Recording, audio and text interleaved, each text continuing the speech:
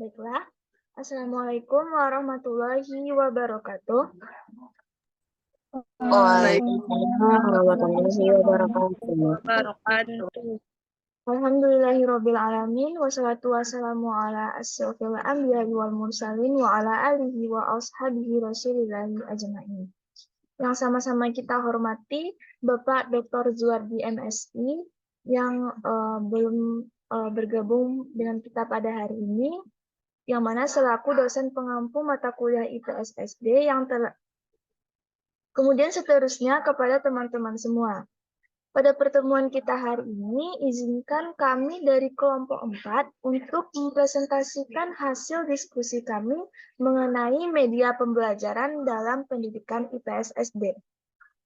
Sebelum masuk pada pemaparan materi, izinkan saya memperkenalkan anggota kelompok 4, yang mana terdiri dari saya sendiri, Selvi Raudah, dengan nomor induk mahasiswa 221292225 selaku moderator. Kemudian ada Selvi, Siti Aisyah, Sonia Afika, dan Saripah Aini.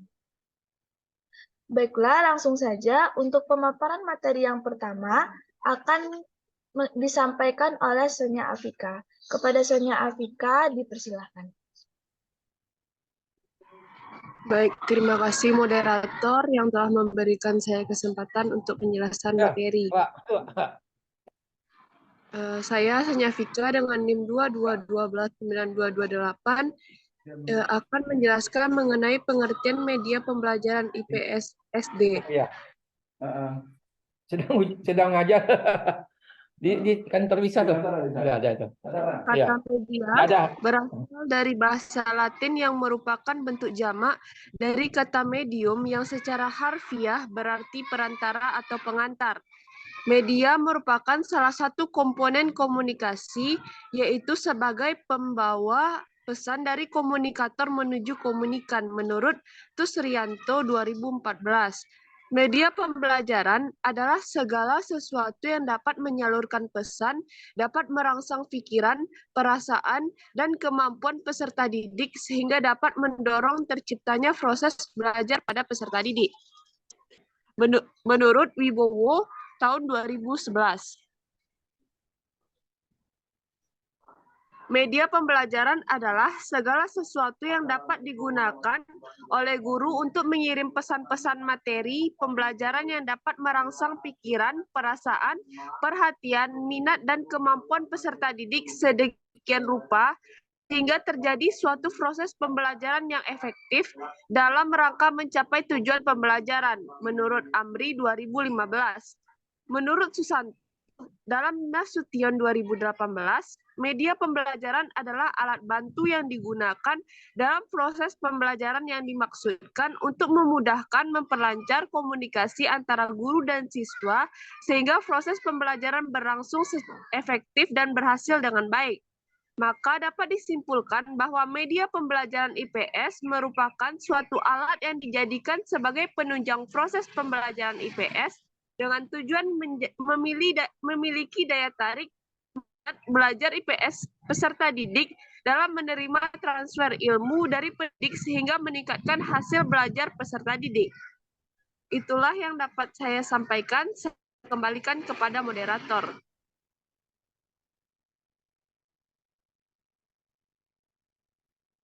Baiklah, terima kasih kepada Sonia Afika atas pemaparan materinya. Materi selanjutnya akan disampaikan oleh Selvi. Kepada Selvi, dipersilakan. Sebelumnya, terima kasih moderator. Perkenalkan, nama saya Selvi dengan NIM 221292226. Di sini saya akan melanjutkan presentasi kelompok kami mengenai kriteria pemilihan media pembelajaran IPS SD. Dalam pembelajaran IPS SD, guru memerlukan media dan sumber belajar yang lebih Dalam pembelajaran IPS SD, guru memerlukan media dan sumber belajar yang lebih menarik dan sesuai dengan tahap perkembangan dan lingkungan peserta didik. Ada beberapa faktor yang perlu diperhatikan dalam memilih dan menentukan media pembelajaran IPS.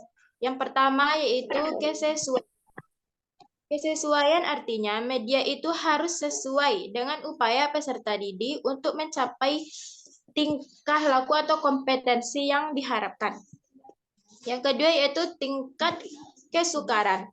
Maksudnya, setelah sesuai dengan kompetensi yang diharapkan, perlu diperhatikan guru dan peserta didik apakah dapat dan mudah menggunakan media itu. Yang ketiga yaitu ada biaya. Biaya dalam memilih media di samping disesuaikan kompetensi yang akan dicapai, perlu dipertimbangkan juga biaya yang dikeluarkan, seimbang apa tidak dengan kompetensi yang ingin dicapai itu. Yang keempat yaitu ketersediaan atau tersedianya. Dalam memilih media atau sumber belajar, perlu dipertimbangkan media itu ada atau tersedia, mudah didapat di lingkungan tempat pembelajaran. Kemudian yang kelima yaitu kualitas teknik. Misalnya, kalau kita ingin menggunakan film, slide, rekaman suara, komputer, dan lain-lain, perlu diperhatikan kualitas gambar, rekaman, dan warnanya. Next slide.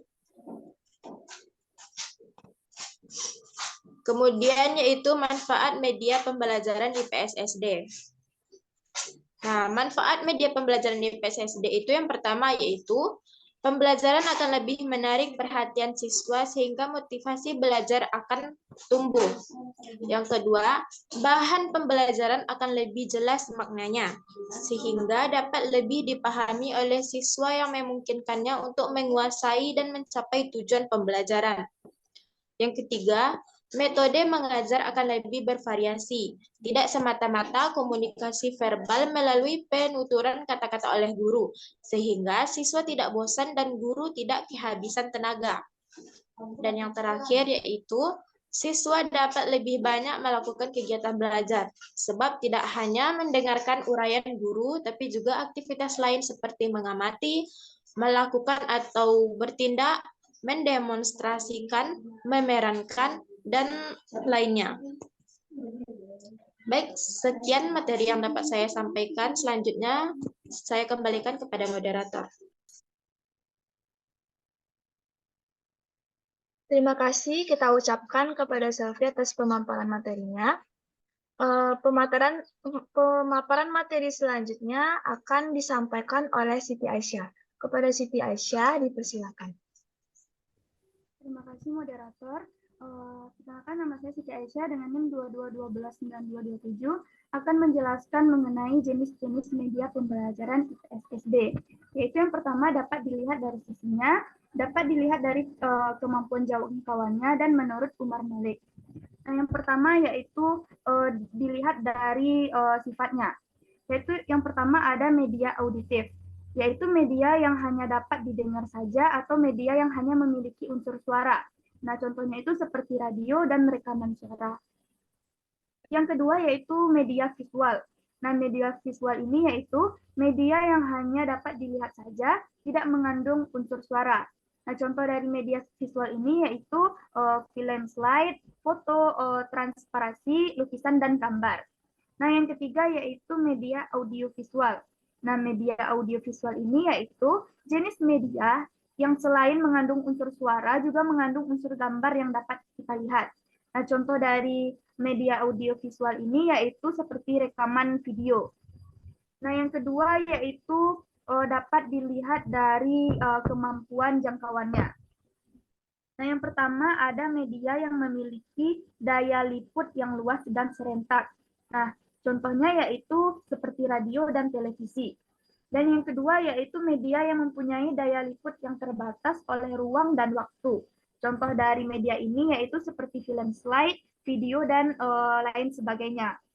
Dan yang ketiga yaitu dapat dilihat dari cara dan teknik pemakaiannya. Nah, media ini dapat dibagi ke dalam media yang diproyeksikan. Contoh dari media ini seperti film, film strip, transparasi, dan lain sebagainya. Dan yang keempat yaitu media yang tidak dapat diproyeksikan. Nah, contoh dari media ini yaitu seperti gambar, foto, lukisan, radio. Dan yang terakhir yaitu multimedia, yaitu penggabungan atau pengintegrasian dua atau lebih format media yang terpadu. Nah, contoh dari multimedia yaitu teks, grafik, animasi, dan video untuk membentuk aturan informasi ke dalam sistem komputer. Dan yang ketiga yaitu menurut Umar Malik dalam Hidayati pada tahun 2008, dia mengemukakan ada 4 klasifikasi media pembelajaran. Nah, antara lain yaitu yang pertama, 1. Alat-alat visual yang dapat dilihat. Nah, contoh dari alat-alat visual ini yaitu film, transparasi, microprojection gambar, ilustrasi, chart, grafik, poster, peta, dan globe. Dan yang kedua yaitu alat yang bersifat auditif atau hanya dapat kita dengar. Nah, contoh dari alat-alat ini yaitu seperti transkrip filtris, radio, rekaman pada tape recorder. Dan yang ketiga yaitu alat-alat yang dapat dilihat dan didengar. Nah, contoh dari alat-alat ini yaitu seperti film, televisi, dan benda-benda 3 dimensi yang biasanya dipertunjukkan seperti model, bak pasir, peta elektrik, dan koleksi diodrama. Dan yang terakhir yaitu dramatisasi, yaitu disebut juga dengan bermain peran, sosiodrama, sandiwara, boneka, dan sebagainya. Nah, itulah yang dapat saya sampaikan. Saya kembalikan kepada moderator. Baiklah, terima kasih kita ucapkan kepada Siti Aisyah. Untuk pemaparan materi selanjutnya akan disampaikan oleh saya sendiri, yaitu mengenai fungsi media pembelajaran IPS SD. Peranan media yang semakin meningkat ini seringkali menimbulkan kekhawatiran di pihak guru, yang mana guru takut apabila kedua fungsinya akan digeser oleh media pembelajaran. Kekhawatiran tersebut tidak perlu terjadi jika guru dapat memahami betul tentang tugas dan peran yang sebenarnya. Memberikan bimbingan dan perhatian secara individual kepada para siswa adalah tugas penting yang selama ini belum dilaksanakan sepenuhnya. Nah, secara umum, media pembelajaran mempunyai beberapa fungsi berikut. Yang pertama, yaitu memperjelas penyajian pesan agar tidak terlalu verbalistis. Yang mana maksud verbalistis di sini adalah dalam bentuk kata-kata tertulis ataupun lisan belaka. Kemudian, yang kedua yaitu mengatasi keterbatasan ruang, waktu, dan daya indera. Misalnya seperti objek yang terlalu besar dapat digantikan dengan realita, gambar, film, bingkai film, dan model. Kemudian, objek yang kecil dapat dibantu dengan proyektor mikro, film, dan gambar. Kemudian yang ketiga yaitu kejadian atau peristiwa yang terjadi pada masa lalu bisa ditampilkan kembali lewat film, video, foto, maupun secara verbal. Dan yang keempat yaitu objek yang terlalu kompleks. Misalnya, mesin-mesin dapat disajikan dengan model, gambar, dan lain-lainnya. Kemudian yang kelima, konsep yang terlalu luas. Di sini seperti gunung berapi, gempa bumi, iklim, dan lain-lain itu dapat divisualisasikan dalam bentuk film, gambar, dan lain-lainnya. Kemudian fungsi yang ketiga yaitu sebagai media pendidikan yang tepat dan bervariasi, sehingga dapat mengatasi sifat pasif dari anak didik. Dan yang terakhir, yang keempat, yaitu sebagai untuk menumbuhkan sikap yang unik pada setiap siswa, ditambah lagi dengan lingkungan dan pengalaman yang berbeda. Sekian pemaparan materi dari saya. Untuk materi terakhir akan disampaikan oleh Syarifah Aini. Kepada Syarifah Aini, kita persilakan. Baiklah, terima kasih kepada moderator yang telah memberikan kesempatan kepada saya untuk melanjutkan materi selanjutnya, yaitu implementasi media pembelajaran IPS di SD. Dalam pengimplementasian media pembelajaran di SD harus sesuai dengan karakteristik dan keunggulan masing-masing. Maka diharapkan guru dapat memilih dan menentukan macam-macam media sesuai dengan topik bahasan dan karakteristik materi pembelajaran. Agar pemilihan dan penentuan media tersebut bisa efektif, maka perlu mempertimbangkan beberapa kriteria. kriteria antara lain yang pertama yaitu objektivitas.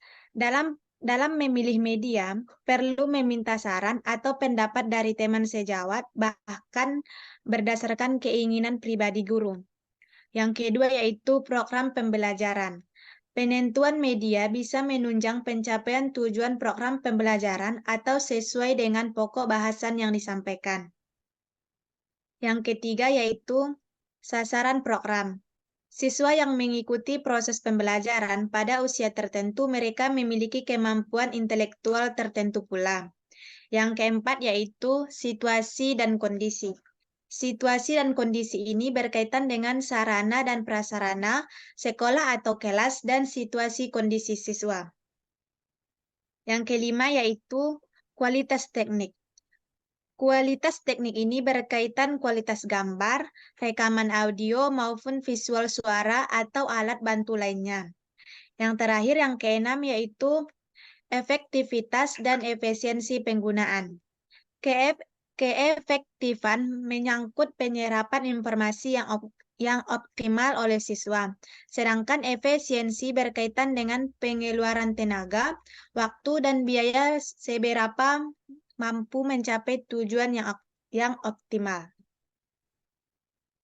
Sekian yang dapat saya sampaikan, saya kembalikan kepada moderator. Baiklah, terima kasih kepada Syarifah Aini atas pemaparan materinya.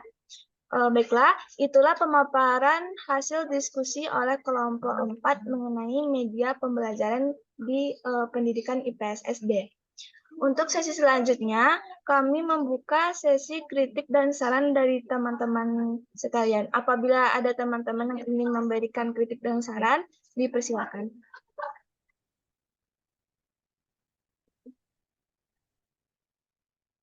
Baik. Langsung aja kepada permasalahan. Ya, Syarifah, langsung aja ke permasalahan yang ditanyakan. Rasanya dari segi materi cukup ya. Baik, Pak. Ya. Untuk pertanyaan pertama dari Satya Hafifah akan dijawab oleh Sonya Afika. Kepada Sonya Afika, kita persilakan. Baik, terima kasih moderator. Saya akan menjawab pertanyaan dari Satya.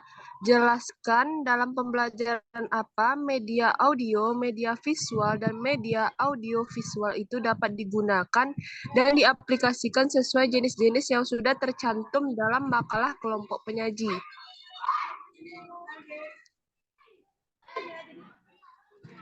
Media audio, media visual, dan media audiovisual adalah alat bantu yang penting dalam proses pembelajaran. Media audio, yang pertama pembelajaran auditory. Media audio sangat efektif untuk pembelajaran yang berfokus pada pendengaran. Ini cocok untuk presentasi lisan, ceramah, atau materi yang lebih baik dipahami melalui pendengaran. Yang kedua, pembelajaran musikal. Media audio dapat digunakan untuk mengajar mata pelajaran yang berhubungan dengan musik atau suara, seperti teori musik, pengenalan instrumen, atau sejarah musik. Contoh, guru dapat merekam suara saat menjelaskan materi dan memutar kembali rekaman tersebut saat siswa membutuhkan penjelasan lebih lanjut. Selain itu, media audio juga dapat digunakan untuk memotivasi siswa dan membuat suasana pembelajaran menjadi lebih menyenangkan. Yang kedua, media visual. Yang pertama, pembelajaran visual. Media visual seperti gambar, grafik, atau infografik sangat efektif untuk membantu visualisasi konsep-konsep kompleks. Ini cocok untuk mata pembelajaran seperti ilmu pengetahuan, matematika, dan seni. Pembelajaran spasial, media visual juga digunakan dalam pembelajaran yang melibatkan pemahaman ruang dan hubungan antar objek, misalnya dalam mata pembelajaran geografi atau arsitektur. Contohnya, guru dapat menggunakan gambar atau video untuk menjelaskan konsep atau topik yang kompleks dengan lebih jelas dan mudah dipahami. Selain itu, media visual juga dapat membantu siswa yang memiliki gaya belajar visual. Yang ketiga, media audiovisual. pembelajaran kombinasi, media audiovisual menggabungkan elemen audio dan visual yang membuatnya cocok untuk sebagian besar jenis pembelajaran. Ini dapat digunakan dalam konteks pembelajaran daring atau dalam kelas untuk menjelaskan konsep secara lebih mendalam. Pembelajaran interaktif, media audiovisual dapat digunakan untuk menciptakan konten interaktif seperti video pembelajaran interaktif atau simulasi yang efektif untuk pembelajaran yang melibatkan eksperimen atau simulasi. Contohnya, guru dapat menggunakan presentasi yang berisi gambar dan suara untuk menjelaskan materi. Selain itu, media audiovisual dapat dalam pembelajaran dapat membantu siswa yang memiliki gaya pembelajaran visual dan audiovisual. Itulah yang dapat saya sampaikan. Saya kembalikan kepada moderator. Baiklah, terima kasih kepada Sonia Vika atas jawabannya. Sebelum saya kembalikan kepada Satya, apakah ada dari teman-teman yang ingin menambahkan jawaban dari Sonia Vika?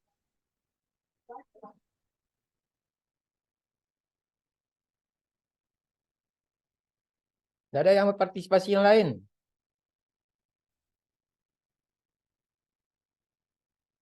Ya, Selvi. Selvi? Ya, Pak. Ya, karena tidak ada nampaknya yang berpartisipasi, biar Bapak memberikan klarifikasi dan penegasan, penguatan terhadap permasalahan yang berkaitan mengenai media, ya. Media audio, media visual, media audiovisual dalam pembelajaran apa. Kalau pembelajaran apa, semua pembelajaran yang dapat kita gunakan. Kalau pembelajaran apa. Kalau di pembelajaran apa IPS-nya, IPS yang bagaimana, kan begitu. Ya, tentu sesuai dengan tujuan dan konten yang kita sampaikan. Kita umpamakan konten atau materi yang berhubungan nantinya dengan IPS itu. Kita umpamakan misalnya perkembangan teknologi, ya, atau globalisasi. Itu ada topik di IPS itu globalisasi. Ya, globalisasi sebagai topik pembelajaran itu sangat penting kita gunakan media yang bervariasi. Ada media visual, ada media audiovisual, ada media audio saja. Ya. Apa contoh yang berhubungan nantinya dengan globalisasi? Ya, konsep globalisasi adalah konsep yang menyangkut kepentingan di dunia. Kepentingan yang mengglobal. Jadi menyangkut dengan kepentingan-kepentingan dunia internasional. Apa contoh nantinya bisa kita kaitkan nantinya dengan audio visual? Kita mengambil video yang berhubungan nantinya dengan pemanfaatan, ya, teknologi yang berhubungan nantinya dengan komunikasi. Kita bisa memanfaatkan nantinya video yang berhubungan nantinya dengan produk-produk luar negeri, ya, yang sampai ke Indonesia. Ya, jadi barang-barang impor yang masuk ke negara kita. Nah, ini adalah suatu peristiwa yang mengglobal. Mengapa dia sampai ke Indonesia? Begitu juga sebaliknya. Kekayaan-kekayaan atau produk-produk Indonesia yang sampai ke dunia internasional. Bidang sosial, di bidang nantinya ekonomi, di bidang budaya, kepentingan-kepentingan yang ada di dalam kehidupan antar negara itu kita ambil videonya. Ya. Kita ambil produknya. Visual bisa saja kita mengambil nantinya kemasan-kemasan, ya. Ambil kemasan-kemasan produk luar negeri itu sendiri. Nah, jadi ada semacam pengenalan konsep global itu sendiri. Apa makna dari global itu sendiri? Jadi kita bisa nantinya memvisualkan materi itu sendiri. Ya, ada kepentingan-kepentingan dunia internasional. Ada nantinya keterkaitan segala sesuatu aktivitas pemanfaatan kehidupan, berbagai kebutuhan-kebutuhan hidup antar negara. Nah, jadi itu yang kita bisa nantinya kaitkan nanti dengan media, ya, visual, media audiovisual. Bisa kita gunakan dalam materi apa saja yang nantinya, apalagi dalam IPS ini sangat kaya ya dengan kepentingan-kepentingan kehidupan masyarakat dunia. Nah, itu yang kita lihat nantinya di dalam mendudukkan konsep pembelajaran yang apa itu. Pembelajaran apa itu pembelajaran yang sangat luas itu. Sasaran yang dituntut itu. Ya, kalau kita nantinya kaitkan nantinya dalam IPS, ya tentu kita melihat apa materi globalisasi, menyangkut dengan teknologi, menyangkut nantinya dengan ya kekayaan alam, menghubungkan dengan keragaman budaya, bisa kita ambil dari berbagai media. Dan media yang nantinya yang kita utamakan, yang paling kita prioritas dalam menyajikan IPS itu media yang bervariasi. Jangan medianya monoton. Jadi saudara juga dalam pembahasan konsep media pembelajaran berkaitan dengan jenis-jenis media di sini, jangan satu media saja nantinya saudara programkan nantinya dalam penyusunan produk atau penyusunan program pembelajaran atau penyusun nantinya RPP. Ini adalah bahan bagi saudara nantinya untuk mengembangkan komponen-komponen penyusunan perangkat pembelajaran yang dalam bentuk RPP atau modul ajar yang berkaitan dengan media. Media yang kita pilih seperti yang sudah dibahas tadi, kriteria apa yang kita gunakan, terutama nantinya yang berhubungan nantinya dengan tujuan pembelajaran. Itu konsep yang berhubungan nanti dengan pembelajaran. Ya, kalau pembelajaran berhubungan nantinya tujuan pembelajaran, berhubungan dengan konten, jangan menyimpang antara tujuan yang kita capai dengan media yang kita pilih. Jangan menyimpang antara media yang kita pilih dengan materi yang kita sampaikan.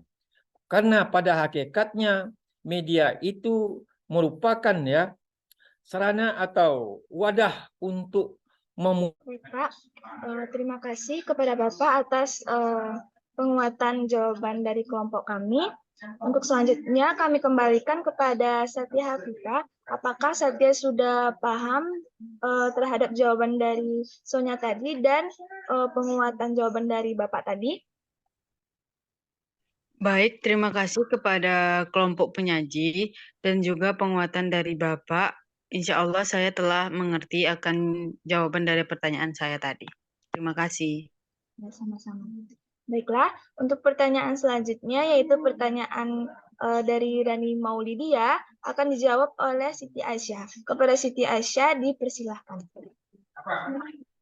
Baik, terima kasih moderator. Saya Siti Aisyah dengan NIM 22129227 akan menjawab pertanyaan dari Rani Maulidia, di mana pertanyaannya jelaskan bagaimana penggunaan media interaktif seperti perangkat lunak pendidikan dapat meningkatkan keterlibatan siswa dalam pembelajaran sejarah dan berikan contoh konkret dan strategi penggunaan dari media ini.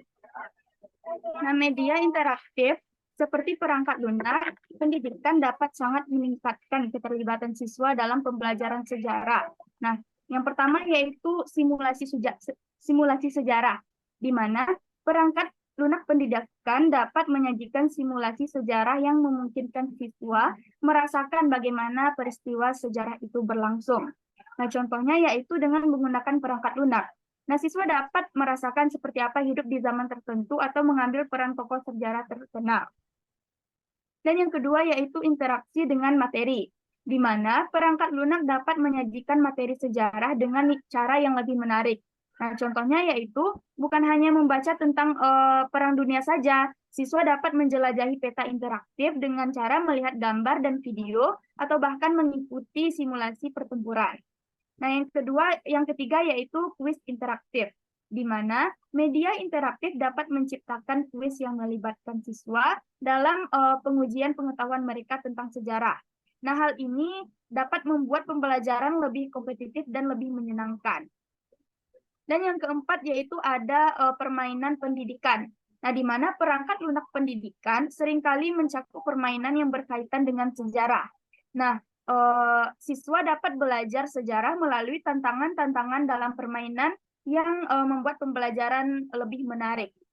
Dan yang kelima yaitu kolaborasi online, Nah, dengan dukungan dari perangkat lunak, siswa dapat berkolaborasi secara online dalam proyek-proyek sejarah, berbagi pengetahuan, dan mendiskusikan topik dengan rekan-rekan mereka di seluruh dunia.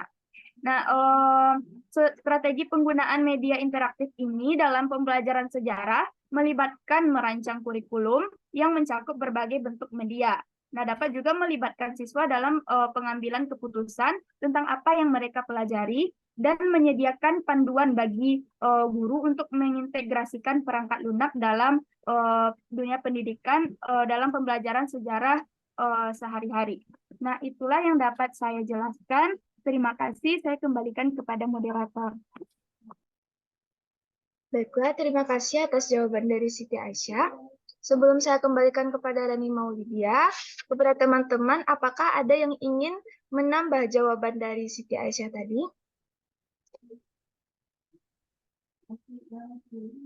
Saya menambahkan jawaban, moderator.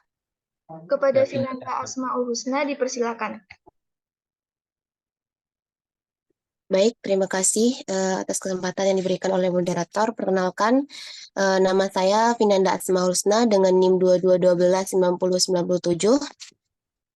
Di sini saya izin menambahkan jawaban atas pertanyaan Rani. Jawaban dari saya yaitu, penggunaan media interaktif seperti perangkat lunak pendidikan dapat meningkatkan keterlibatan siswa dalam pembelajaran sejarah. Integrasi teknologi seperti multimedia, video, situs web interaktif, atau aplikasi edukasi dapat memperkaya pembelajaran sejarah. Di sini ada contoh konkret dan strategi penggunaan media interaktif dalam pembelajaran sejarah. Yang pertama, Kahoot. Kahoot ini merupakan platform permainan kuis interaktif yang dapat digunakan untuk menguji pemahaman siswa tentang topik sejarah tertentu. Yang kedua, ada video. Video dapat digunakan untuk memperlihatkan peristiwa sejarah yang sulit dipahami oleh siswa. Video juga dapat digunakan untuk memperlihatkan sumber-sumber sejarah seperti dokumen, foto, dan artefak. Yang ketiga, ada situs web interaktif. Situs web interaktif ini dapat digunakan untuk memperlihatkan informasi sejarah yang menarik dan interaktif. Situs web seperti Google Arts dan Kultur dan Smithsonian Learning Lab menyediakan sumber daya sejarah yang kaya dan interaktif. Yang keempat, ada aplikasi edukasi. Aplikasi edukasi ini seperti Stropin dan Timeline.js dapat digunakan untuk membuat peta sejarah dan kronologi peristiwa sejarah. Yang kelima, simulasi. Simulasi dapat digunakan untuk memperlihatkan situasi sejarah yang kompleks dan sulit dipahami oleh siswa. Nah, simulasi ini dapat membantu siswa memvisualisasikan peristiwa sejarah dan memahami hubungan antara peristiwa tersebut. Yang keenam, augmented reality. Augmented reality dapat digunakan untuk memperlihatkan objek sejarah dalam bentuk 3D dan memungkinkan siswa untuk mempelajari objek tersebut secara interaktif. Yang ketujuh, podcast. Podcast dapat digunakan untuk memperlihatkan sudut pandang yang berbeda tentang peristiwa sejarah dan memperkaya pemahaman siswa tentang topik tersebut. Yang kedelapan, ada komik digital. Nah, komik digital dapat digunakan untuk memperlihatkan peristiwa sejarah dalam bentuk visual yang menarik dan mudah dipahami oleh siswa. Yang kesembilan, ada game sejarah.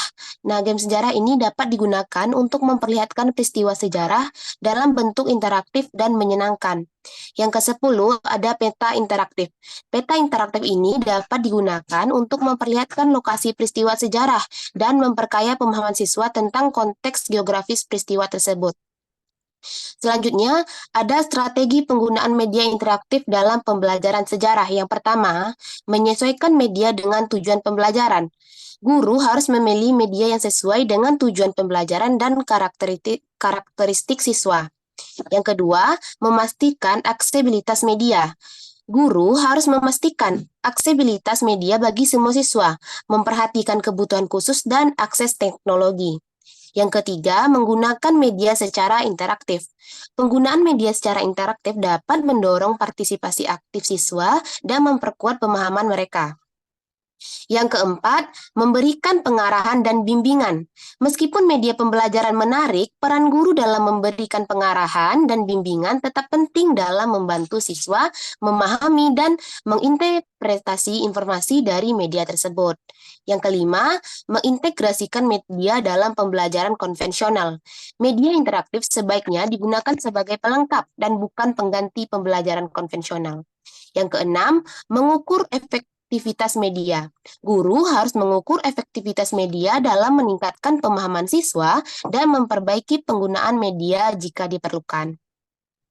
Yang ketujuh, ada mengembangkan media sendiri. Nah, guru dapat mengembangkan media interaktif sendiri yang sesuai dengan kebutuhan dan tujuan pembelajaran. Yang kedelapan ada menggunakan media yang variatif. Nah, guru harus juga menggunakan media yang variatif agar siswa tidak bosan dan tetap menarik dalam pembelajaran. Yang kesembilan, ada menggunakan media yang sesuai dengan konteks. Nah, guru harus menggunakan media yang sesuai dengan konteks sejarah yang sedang dipelajari, nah, agar siswa dapat memahami hubungan antara peristiwa sejarah tersebut. Yang terakhir atau yang ke-10 yaitu menggunakan media yang menarik dan relevan. Guru harus menggunakan media yang menarik dan relevan agar siswa tertarik dan memperoleh pemahaman yang baik tentang topik sejarah yang sedang dipelajari. Baik, sekian penambahan jawaban yang dapat saya sampaikan. Terima kasih, saya kembalikan kepada moderator. Baiklah, terima Ya, bagus kasih. itu. Terima kasih kepada Ya, Vina. kepada Selvi ya saya berikan klarifikasi ya mengenai pertanyaan yang kedua itu sudah bagus ya dijawab oleh Vinanda tadi. Jadi tolong nantinya diambil jawaban dari Vinanda tadi untuk melengkapi jawaban kelompok yang pertanyaan yang kedua ini. Jadi perlu kita dulu mendudukkan konsep ya media interaktif yang dikatakan nantinya yang perangkat lunak ya lawan daripada perangkat keras. Jadi semua media yang nantinya yang berhubungan dengan penyajian dalam bentuk nantinya aktivitas, ada suatu demonstrasi di mana nantinya aktivitas demonstrasi yang ditampilkan dalam membahas konsep sejarah tersebut, itu ada peserta didik kita itu yang terlibat di dalam kegiatan itu sendiri. Nah, apa contoh yang dipat nantinya, karena di sini diminta, apa contoh konkret ya. Jadi contoh konkret itu ada nantinya role playing atau bermain peran nantinya kita buatkan. Jadi anak nantinya ada yang terlibat, contohnya saja detik-detik proklamasi ya. Detik-detik proklamasi. Apa media interaktif? Anak terlibat secara fisik dan emosionalnya ke depan kelas, berinteraksi dengan teman-teman. Siapa nantinya tokoh Bung Hatta? Siapa nantinya tokoh Soekarno?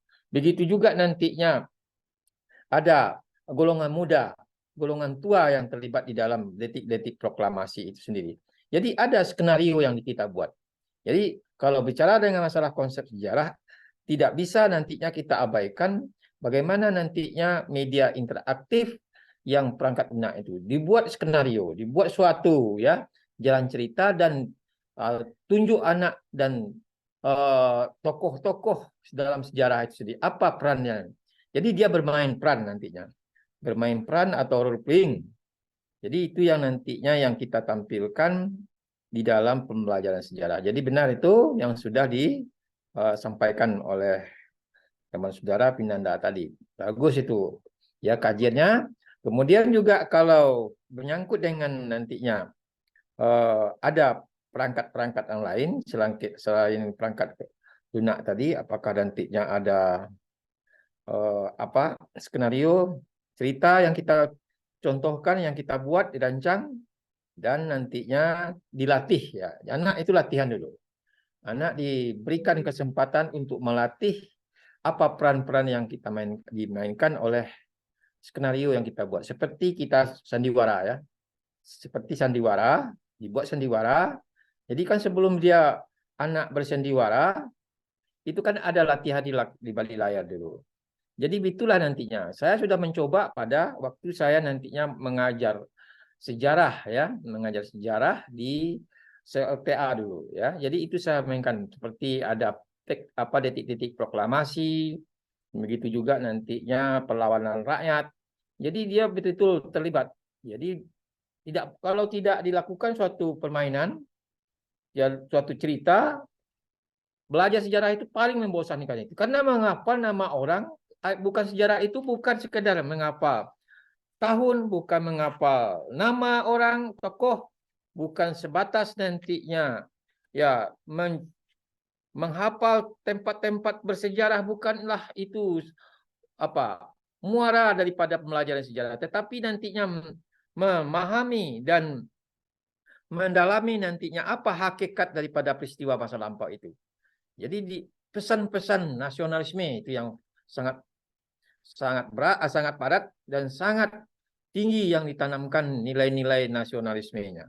Bukan nilai-nilai pengetahuan semata yang kita tuntut dalam pelajaran sejarah, tapi nilai nasionalisme mempertebal semangat kebangsaan. Itulah nilai sejarah yang nanti yang kita tampilkan.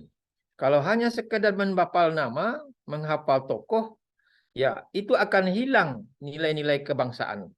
Jadi perjuangan kita itu hanya bukanlah sekedar menghafal nama, bukan sekedar menghafal tahun, bukan sekedar menghafal tempat-tempat bersejarah dalam sejarah. Bukan begitu kita mengajar sejarah.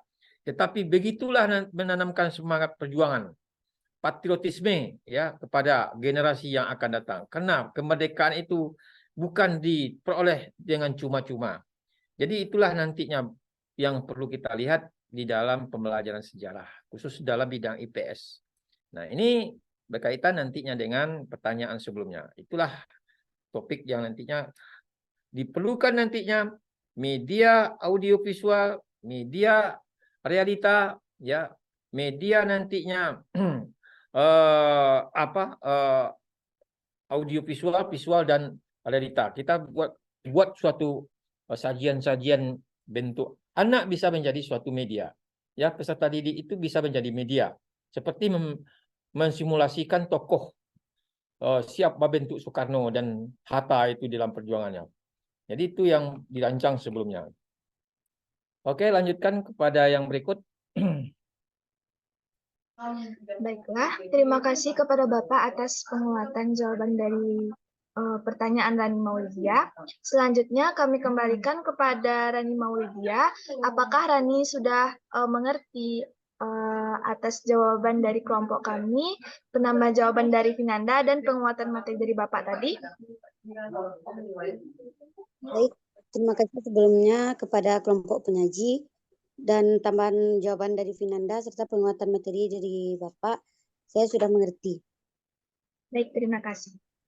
Lanjut ke pertanyaan selanjutnya, yaitu pertanyaan oleh Tiara Genisa yang akan dijawab oleh Saripa Aini. Kepada Saripa, dipersilahkan. Terima kasih kepada moderator yang telah memberikan kepada saya kesempatan untuk menjawab pertanyaan dari Tiara Genisa, yaitu bagaimana kita dapat memastikan bahwa media pembelajaran tidak hanya memberikan informasi, tetapi juga mengembangkan keterampilan berpikir kritis dan analitis pada siswa. Untuk memastikan bahwa media pembelajaran tidak hanya memberikan informasi, tetapi juga mengembangkan keterampilan berpikir kritis dan analitis pada siswa, kita dapat mengikuti beberapa langkah dan prinsip sebagai berikut. Yang pertama yaitu tujuan pembelajaran yang jelas. Tentukan tujuan pembelajaran yang spesifik dan ukur kemajuan siswa berdasarkan tujuan tersebut. Pastikan bahwa media pembelajaran didesain untuk mencapai tujuan tersebut. Yang kedua yaitu aktifkan berpikir siswa. Gunakan pertanyaan terbuka dan tugas yang mendorong siswa untuk berpikir lebih dalam, merenung, dan menganalisis informasi. Beri siswa peluang untuk merumuskan pertanyaan mereka sendiri sebagai bagian dari proses pembelajaran. Yang ketiga yaitu materi beragam. Gunakan berbagai jenis media seperti teks, video, gambar, dan interaktif untuk menyajikan informasi. Berikan berbagai perspektif, dan sumber informasi untuk mempromosikan analisis yang mendalam. Yang keempat yaitu diskusi dan kolaborasi. Mendorong siswa untuk berdiskusi, berdebat, dan berkolaborasi dalam berkelompok. Diskusi dapat membantu siswa untuk mengasah keterampilan berpikir kritis melalui pertukaran pandangan yang beragam. Yang kelima yaitu evaluasi dan umpan balik. Gunakan alat evaluasi yang sesuai seperti ujian, proyek, atau penugasan yang mengukur pemahaman siswa dan kemampuan mereka dalam menerapkan pengetahuan. Berikan umpan balik konstruktif dan paduan untuk perbaikan. Yang keenam yaitu penerapan konsep ke kasus nyata. Terapkan konsep yang dipelajari dalam situasi dunia nyata, studi kasus atau masalah nyata yang relevan. Ini membantu siswa melihat bagaimana informasi dan keterampilan yang mereka peroleh dapat digunakan dalam kehidupan sehari-hari. Yang ketujuh yaitu keterlibatan aktif. Pastikan siswa aktif terlibat dalam proses pembelajaran, bukan hanya sebagai penerima pasif informasi. Dukung eksplorasi, percobaan, dan penemuan mandiri. Yang kedelapan yaitu mendorong refleksi. Ajak siswa untuk merenungkan apa yang telah mereka pelajari, apa yang mereka ketahui, dan apa yang belum mereka ketahui. 9 yaitu pembimbingan guru. Guru perlu memainkan peran penting dalam mendukung pengembangan keterampilan berpikir kritis siswa. Guru dapat memberikan pertanyaan yang memacu berpikir, membimbing diskusi, dan memberikan dukungan individual kepada siswa. Yang terakhir yaitu evaluasi berkata. Terus evaluasi efektivitas media pembelajaran dan apakah mereka berhasil mengembangkan keterampilan berpikir kritis siswa. Sesuaikan pendekatan jika diperlukan berdasarkan umpan balik dan hasil evaluasi. Dengan merancang media pembelajaran dengan prinsip-prinsip ini dapat memastikan pendekatan yang berfokus pada pengembangan keterampilan berpikir kritis. Kita dapat memastikan bahwa siswa tidak hanya menerima informasi, tetapi juga dapat mengaplikasikan, menganalisis, dan mengkritik informasi tersebut. Sekian yang dapat saya sampaikan, saya kembalikan kepada moderator. Baiklah, terima kasih atas jawaban dari Syarifah ini. Selanjutnya kepada teman-teman, apakah ada yang ingin menambahkan jawaban dari Syarifah tadi? Ya, izin menambahkan jawaban moderator. Kepada Tiara Arzika Nurfadila dipersilahkan. Baik, saya Tiara Arzika Nurfadila dengan NIM 22129374 akan menambah jawaban dari pertanyaan Tiara Genisa dan jawaban dari Syarifah ini. Pertanyaan Tiara Genisa sudah disebut oleh Syarifah ini tadi. Jadi tambahan jawaban dari saya itu untuk memastikan bahwa media pembelajaran tidak hanya memberikan informasi, tetapi juga mengembangkan keterampilan berpikir kritis dan analisis pada siswa, maka kita dapat mengambil langkah-langkah sebagai berikut. Yang pertama, pemilihan konten yang tepat, di mana pilih materi yang dirancang untuk merangsang pikiran kritis dan analisis. Ini bisa berupa materi yang membutuhkan analisis mendalam, evaluasi, atau pemecahan masalah. Pastikan kontennya menantang namun sesuai dengan tingkat pemahaman siswa. Yang kedua, fasilitas diskusi, di mana gunakan media untuk memfasilitasikan diskusi di antara siswa. Ini bisa melibatkan forum online, komentar pada konten media, atau forum kolaboratif. Diskusi membantu siswa melatih berpikir kritis dengan menyelidiki dan berdebat ide-ide. Yang ketiga, pertanyaan terbuka. Sertakan pertanyaan terbuka dalam materi yang mendorong siswa untuk berpikir lebih mendalam dan menjawab dengan argumen yang didukung bukti. Di mana pertanyaannya seperti mengapa dan apa dampaknya memacu berpikir. Maka pertanyaan itu dapat memacu berpikir kritis siswa. Yang keempat, tugas berbasis proyek. Di mana gunakan media untuk memberikan tugas berbasis proyek, di mana siswa harus menganalisis informasi, membuat hipotesis, atau memecahkan masalah berdasarkan materi yang mereka pelajari. Yang kelima, evaluasi kritis. Ajarkan siswa keterampilan evaluasi yang kritis terhadap sumber informasi. Ini membantu mereka dalam membedakan antara informasi yang sah dan tidak sah, serta mengembangkan pemahaman yang lebih mendalam. Yang keenam, umpan balik yang terarah. Berikan umpan balik yang konstruktif dan terarah terkait dengan upaya berpikir kritis siswa. Ini bisa berupa diskusi individu ataupun umpan balik di atas tugas ataupun proyek mereka.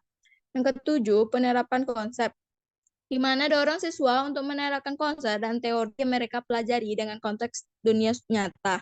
Ini membantu mereka memahami relevansi materi dari tugas yang diberikan.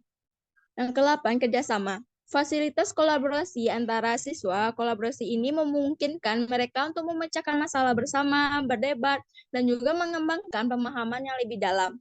Jadi dengan menginteraksikan strategi atau langkah-langkah yang di atas, maka kita dapat memastikan bahwa media pembelajaran tidak hanya menyampaikan informasi, tetapi juga mengembangkan keterampilan berpikir kritis dan juga analisis pada siswa, yang sangat penting dalam pendidikan yang berpusat pada pengembangan kemampuan intelektual. Baik, sekian penambah jawaban dari saya kembalikan kepada moderator. Terima kasih. Baiklah, terima kasih atas penambah jawaban dari Tiara Arzika Nurfadila. Selanjutnya kepada Bapak, apakah ada izin menambahkan moderator? Baiklah, kepada Rida Nabila dipersilahkan. Baiklah, terima kasih kepada moderator. Menurut Lestari et al. Pada 2018 melakukan sebuah penelitian menggunakan media pembelajaran berupa LKS. Dapat diketahui asal dari penelitian ini bahwa pembelajaran dengan media LKS dapat meningkatkan kemampuan berpikir kritis pada peserta didik. Media LKS yang dipadukan dengan pendekatan STEM memberikan dampak yang sangat baik terhadap peserta didik untuk berpikir kritis. LKS dengan pendekatan STEM menyajikan permasalahan dan pertanyaan yang mendorong peserta didik untuk mengembangkan kemampuan dalam mengasumsi. Peserta didik termotivasi untuk melatih kreativitas dalam berpikir, terutama dalam proses pembelajaran yang disertai oleh meningkatnya motivasi belajar. Selain itu, dengan penerapan media pembelajaran LKS dengan pendekatan sistem STEM, guru mampu mengembangkan berbagai opsi referensi dalam menyusun LKS secara efektif dan efisien. Manfaat yang dapat dirasakan selain bagi peserta didik maupun guru yaitu bagi pihak sekolah yang mana sekolah ikut serta memberikan ide atau suatu pemikiran dalam menggunakan media pembelajaran berupa LKS ini. Mungkin itu saja yang dapat saya sampaikan. Saya kembalikan kepada moderator. Baiklah, terima kasih kepada Rida atas tambah jawabannya. Apakah ada teman-teman lagi yang ingin menambah jawaban? Jika tidak ada, dipersilakan. Dilanjutkan aja, ya, dilanjutkan aja dulu. Baiklah, kita lanjut ke pertanyaan yang keempat, yaitu pertanyaan oleh Cindy Oksaria yang akan dijawab oleh Selvi. Kepada Selvi, dipersilahkan. Baik, terima kasih moderator. Saya akan menjawab pertanyaan dari Cindy, yang mana pertanyaannya yaitu, apa hambatan dalam akses terhadap media pembelajaran, terutama bagi siswa di daerah pedesaan, dan bagaimana mengatasi masalah ini? Nah, hambatan dalam akses terhadap media pembelajaran, terutama bagi siswa di daerah pedesaan, adalah masalah yang sering dihadapi. Nah, saya akan menjelaskan beberapa kendala yang mungkin dihadapi siswa di daerah pedesaan dalam mengakses media pembelajaran, yaitu yang pertama, keterbatasan jaringan internet. Jaringan internet yang minim menjadi kendala untuk melaksanakan pembelajaran secara online atau daring. Indonesia masih menempati urutan terbawah di antara negara-negara lain untuk ketersediaan jaringan internet. Hal ini menjadi tantangan tersendiri bagi Indonesia untuk melakukan pemerataan pembangunan. Yang kedua, keterbatasan biaya untuk memiliki perangkat memadai. Kendala pembelajaran daring ini umumnya dialami oleh masyarakat menengah ke bawah karena keterbatasan biaya untuk memiliki perangkat memadai. Dan yang terakhir, keterbatasan kuota internet. Permasalahan yang terjadi bukan hanya terdapat pada sistem media pembelajaran, akan tetapi ketersediaan kuota yang membutuhkan biaya cukup tinggi harganya bagi siswa dan guru, guna memfasilitasi kebutuhan pembelajaran daring. Nah, dari permasalahan di atas ini, untuk mengatasi masalahnya yaitu yang pertama ada menyiapkan materi untuk diakses offline. Cara mengatasi kendala pembelajaran daring berupa keterbatasan jaringan internet dapat dilakukan dengan menyiapkan materi untuk diakses offline. Nah, yang kedua yaitu menciptakan suasana pembelajaran daring yang menarik. Solusi kendala pembelajaran daring terkait kurangnya interaktivitas dapat diatasi dengan menggunakan model dan materi pembelajaran yang menarik. Beberapa contohnya seperti membuat video atau memanfaatkan aplikasi pembuat media pembelajaran interaktif untuk menarik minat belajar siswa. Yang ketiga, meningkatkan kualifikasi dan keterampilan guru. Untuk meningkatkan kualitas layanan pendidikan di daerah terpencil, pemerintah Indonesia perlu meningkatkan kualifikasi dan keterampilan guru dan meningkatkan manajemen kinerja guru dan sistem akuntabilitasnya. Yang keempat, meningkatkan pengetahuan dan kesadaran orang tua. Meningkatkan pengetahuan dan kesadaran orang tua memungkinkan akan meningkatkan tuntutan maupun keterlibatan mereka untuk pendidikan yang berkualitas. Yang kelima, mendobrak hambatan konektivitas internet seluler. Mendobrak hambatan konektivitas internet seluler di Indonesia akan sangat penting untuk memberikan manfaat ekonomi digital bagi kita semua. Kemudian, meningkatkan kualitas layanan pendidikan. Pemerintah dapat meningkatkan kualitas layanan pendidikan di daerah terpencil dengan meningkatkan kualifikasi dan keterampilan guru. Dan yang terakhir yaitu meningkatkan kesadaran guru terhadap media pembelajaran. Guru harus memiliki pengetahuan dan keterampilan dalam menggunakan media-media pembelajaran digital untuk membantu siswa agar mencapai standar akademik dan mengembangkan potensinya. Sekian jawaban dari saya kembalikan kepada moderator. Baiklah, terima kasih atas jawaban yang telah diberikan oleh Selvi. Selanjutnya, kepada teman-teman, apakah ada yang ingin menambah jawaban dari Selvi tadi atas pertanyaan Cindy? Izin menambahkan moderator. Kepada Revina Melanda, dipersilakan. Baik, terima kasih kepada moderator yang telah mengizinkan saya untuk menambah sedikit jawaban. Saya Revina Melanda dengan nomor induk mahasiswa 22129216 dari kelompok 2 izin menambahkan sedikit jawaban dari saudari Selvi tadi. Ada beberapa hambatan akses terhadap media pembelajaran apalagi di daerah desa. Yang pertama yaitu kekurangan listrik atau daya tahan. Beberapa daerah pedesaan mungkin mengalami pemadaman listrik yang sering atau bahkan listrik yang tidak stabil. Contoh solusinya adalah memasang generator listrik atau pemanfaatan perangkat berdaya rendah seperti lampu tenaga surya. Yang kedua yaitu keterbatasan pengetahuan teknologi. Siswa, guru, dan orang tua di daerah pedesaan mungkin memiliki pengetahuan teknologi yang terbatas. Solusinya yaitu melibatkan pelatihan teknologi dan literasi digital untuk memperkuat pemahaman. Selanjutnya yaitu kurangnya konten lokal. Materi pembelajaran digital mungkin tidak selalu relevan dengan realitas lokal di daerah pedesaan. Solusinya adalah menciptakan konten yang lebih berfokus pada kebutuhan dan akses daerah tersebut. Selanjutnya ada kekurangan motivasi. Siswa di daerah pedesaan mungkin kurang termotivasi untuk belajar melalui media digital. Penting untuk membuat pembelajaran menarik dan relevan dengan kehidupan mereka. Selanjutnya yaitu ada mengenai keterbatasan infrastruktur. Beberapa daerah pedesaan mungkin tidak memiliki akses yang memadai ke internet atau internet stabil.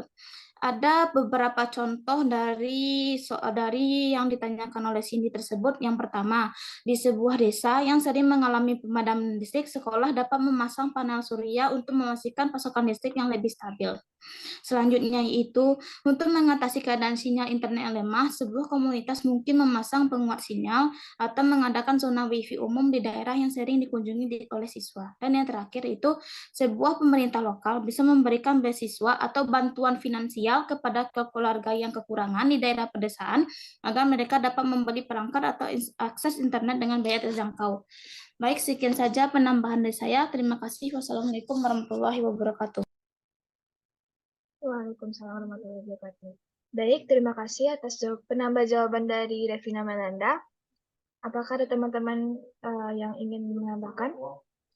Jika tidak Izin ada, menambahkan, moderator. baik, kepada Tiara Genisa dipersilahkan. Terima kasih sebelumnya. Saya hanya menambahkan bagian cara untuk mengatasi masalah tersebut.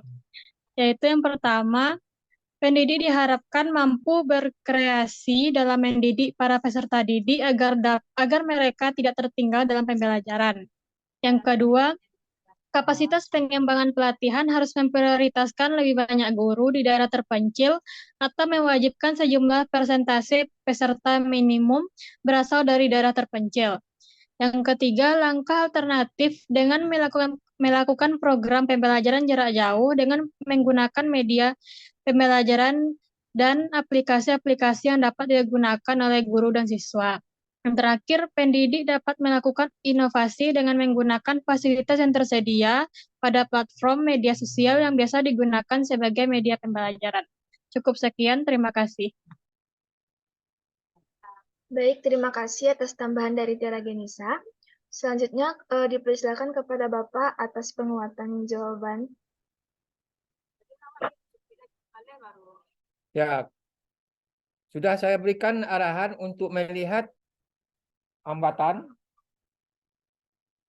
Untuk melihat hambatan, lihat dari berbagai sudut pandang. Ya, acuannya, lihat dari segi pandang guru, lihat dari segi pandang lingkungan sekolah, lihat dari sudut pandang peserta didik, orang tua, dan kemampuan sekolah. Ya, tentu itulah nanti yang menjadi acuan. Dari segi pandang guru, tentu pengetahuan dan keterampilan guru tentu mempunyai hambatan untuk mengembangkan media yang lebih sempurna ya di dalam pembelajaran. Itu yang kita lihat terutama di daerah-daerah terpencil karena akses untuk itu masih terbatas. Ya, seperti yang telah kita lihat, guru-guru daerah terpencil inilah nantinya yang menjadi hambatan dan kesulitannya. Nah, lihat dari segi lingkungan sekolah, ya, karena lingkungan sekolah yang jauh di daerah terpencil, tentu akses untuk memperoleh komunikasi keluar untuk membawa anak untuk belajar, untuk menemukan objek-objek nanti pembelajaran yang terlalu jauh. Ini nanti yang akan kita lihat nanti lingkungan sekolah itu sendiri. Bagaimana membawa anak ke pasar yang nantinya yang berhubungan dengan ada pasar yang modern itu sendiri. Nah, jadi itu kita nantinya akan mencoba untuk membawa nantinya anak kepada pengembangan pembelajaran yang berhubungan nantinya dengan ya media yang visual atau media audio visual. Ya, kalau audio visual tentu dengan listrik. Ya, listrik itulah setiap daerah itu diupayakan untuk bisa nantinya masuk kepada akses sekolah karena nanti menggunakan audio visual di sekolah. Nah, kemudian juga lihat dari peserta didik ya karena memang keterbatasan anak di dalam mengikuti perkembangan itu sendiri juga nantinya menjadi hambatan. Nah, orang tua juga kepedulian orang tua juga nantinya mempunyai hambatan. Nah, untuk itu kita harus kreatif. Jangan nantinya kita menyerah dengan keterbelakangan sekolah, dengan keterpencilan sekolah. Kita nantinya harus memberikan nantinya yang terbaik kepada anak. Yang itu yang paling kita. Karena media itu bukan diukur dari mahalnya harga, bagusnya bentuknya, bukan itu menjadi ukuran media yang baik dan yang tepat. Tetapi kesesuaiannya nantinya dengan materi, sesuai dengan tujuan yang dicapai walaupun sederhana, kita buat tidak apa-apa. Karena media itu bukan dilihat tinggi rendahnya harga dan bentuknya. Jadi itu yang penting Mohon kita maaf jadikan Bapak, sebagai waktunya acuan untuk tinggal pengembangan 1 media yang menit baik. lagi Pak. Ya, oke, lanjutkan aja pada yang berikutnya dan saya nantinya akan melanjutkan kegiatan untuk kegiatan yang lain. Kalau sudah nantinya selesai dijawab, ditutup aja. Ya, sorry Pak. Ya Pak, moderator siapa tadi? Selvi Pak. Baik Pak. Ya, dilanjutkan aja. Silakan. Ini waktunya sudah 1 menit lagi. Keluar Iya aja Pak. bersama-sama. Ya, Oh, waktunya baik 1 Pak. menit lagi nih. Ya, keluar dulu. Lanjutkan kembali. Kepada Cindy Aksaria, apakah telah paham atas jawaban dari teman-teman dan penguatan materi dari Bapak tadi? Terima kasih atas jawabannya dari Selvi, Tiara Genisa, dan juga Revina, dan juga penambahan penguatan jawaban dari Bapak, saya sudah mengerti. Baik, terima kasih. Baiklah, kita lanjutkan pada pertanyaan yang terakhir, yaitu pertanyaan oleh Francisca Octavia yang akan dijawab oleh saya sendiri. Yang mana pertanyaannya adalah, bagaimana ketika kita menjadi guru nanti agar dapat menciptakan pengalaman pembelajaran yang menarik dan berkesan melalui pemanfaatan media dalam konteks pembelajaran IPS di SD dan juga dapat mencapai dari pencapaian pembelajaran atau kompetensi dasar yang ingin dicapai oleh guru. Jawaban saya yaitu yang mana untuk menciptakan pengalaman pembelajaran yang menarik dan berkesan, terdapat beberapa caranya. Yang pertama yaitu adalah dengan memahami tujuan dari pembelajaran itu sendiri. Guru perlu memahami dengan jelas kompetensi dasar yang ingin dicapai oleh siswa. Ini melibatkan pemahaman yang mendalam tentang kurikulum dan standar kompetensi. Selanjutnya yang kedua adalah beragamkan media pembelajaran. Jadi gunakan berbagai media pembelajaran. Tidak hanya satu saja, seperti gambar, video, teks, dan perangkat lunak interaktif untuk menjelaskan konsep-konsep dalam IPS. Media yang beragam ini dapat membantu mempertahankan minat siswa dan mengatasi gaya belajar yang berbeda. Yang ketiga yaitu pilih konten yang relevan. Pastikan konten yang disampaikan relevan dengan kehidupan sehari-hari siswa. Ini akan membantu siswa melihat hubungan antara pembelajaran IPS dan kehidupan mereka sendiri. Yang keempat adalah interaktif dan partisipatif, yaitu libatkan siswa dalam proses pembelajaran itu sendiri. Gunakan media untuk memungkinkan diskusi, percakapan, dan aktivitas kolaboratif. Ini dapat meningkatkan pemahaman dan retensi materi. Yang kelima yaitu menyediakan dukungan. Pastikan ada dukungan yang cukup untuk siswa yang memerlukan bantuan tambahan. Media pembelajaran dapat digunakan untuk memberikan materi tambahan atau menjelaskan konsep yang sulit. Dan yang terakhir adalah evaluasi pembelajaran. Gunakan media untuk melakukan evaluasi yang berkelanjutan terhadap kemajuan siswa.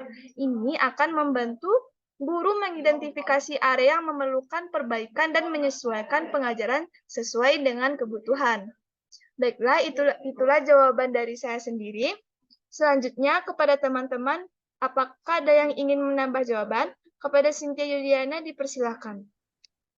Baik, izin menambahkan sedikit jawaban kepada kelompok penyaji. Sebelumnya,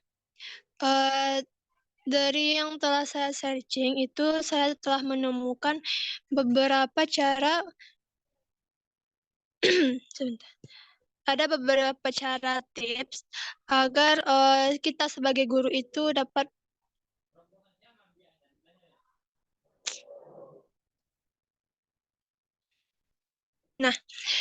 kita sebagai guru nantinya itu agar dapat menciptakan pengalaman pembelajaran yang menarik dan berkesan melalui pemanfaatan media dalam konteks pembelajaran IPS di SD itu dapat dilakukan dengan beberapa cara. Dari yang telah disampaikan oleh kelompok penyaji itu telah benar, tapi saya sedikit menegaskan bahwasanya ada beberapa cara atau tips yang dapat dilakukan. Yang pertama itu menggunakan media yang sesuai. Maksudnya di sini, kita sebagai guru nantinya akan memilih media yang sesuai dengan materi yang akan diajarkan dan juga dengan karakteristik siswa. Contohnya, jika materi yang akan diajarkan adalah tentang peta, maka media yang dapat digunakan adalah peta fisik atau peta digital yang interaktif. Yang kedua itu menggunakan media dengan kreatif. Maksudnya itu selain memilih media yang sesuai, itu kita sebagai guru nantinya juga harus kreatif dalam menggunakannya. Misalnya saja kita menggunakan peta fisik tadi, itu guru dapat meminta siswa untuk menemukan tempat-tempat tertentu di peta tersebut dengan memberikan petunjuk. Yang ketiga, menggunakan media dengan terstruktur. Maksudnya itu media yang digunakan haruslah terstruktur dengan baik agar siswa atau peserta didik kita nanti dapat memahami materi dengan lebih mudah. Misalnya, jika menggunakan video, guru juga dapat memberikan pertanyaan-pertanyaan terkait materi yang ditampilkan dalam video. Yang keempat, itu menggunakan media dengan interaktif. Media yang digunakan juga haruslah interaktif agar siswa dapat terlibat aktif dalam pembelajarannya. Contohnya saja, jika menggunakan peta digital tadi ya, guru itu dapat meminta siswa untuk menandai tempat-tempat tertentu di peta tersebut. Yang kelima itu menggunakan media dengan tepat waktu. Media yang digunakan haruslah digunakan pada waktu yang tepat, itu agar siswa kita atau peserta didik nanti dapat memahami materi dengan lebih baik. Misalnya, jika menggunakan gambar, itu guru dapat menunjukkan gambar tersebut pada saat menjelaskan materi yang berkaitan dengan gambar tersebut.